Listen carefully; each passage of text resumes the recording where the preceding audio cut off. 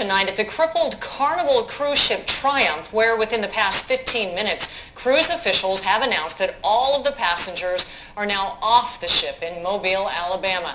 After nearly 5 days at sea with no power and sewage spilling down the walls, thousands of passengers are now on buses driving to Texas and New Orleans to catch flights back home. As the Triumph pulled back into port, passengers waved at friends and family waiting on shore. 10 News reporter Steve Fiorina is here now with their ordeal and the all-too-familiar scene for some San Diegans. Steve?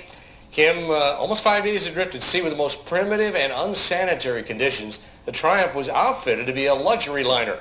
It became known as a prison ship. The ill-fated Carnival Triumph stumbled into port at Mobile, Alabama, tethered to tugboats.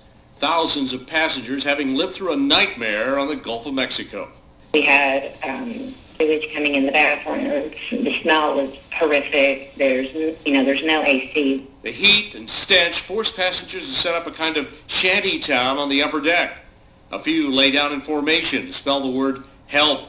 Our toilet sort of exploded all over the place, and we've been on the balcony ever since. One sick passenger was medevaced to safety. The other thousands had to wait and endure. Gordon Gilbreath and Chris DeSaulniers experienced a similar ordeal 2 years ago on board the Carnival cruise ship Splendor.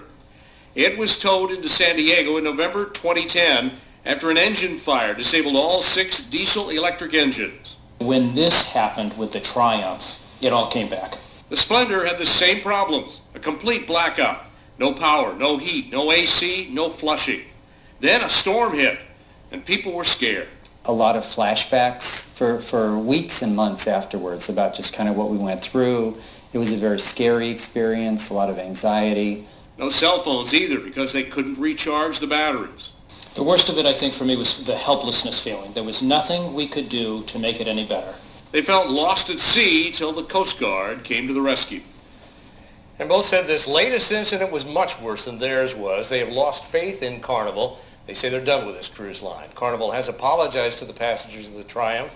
They will be reimbursed, offered a free cruise, and $500.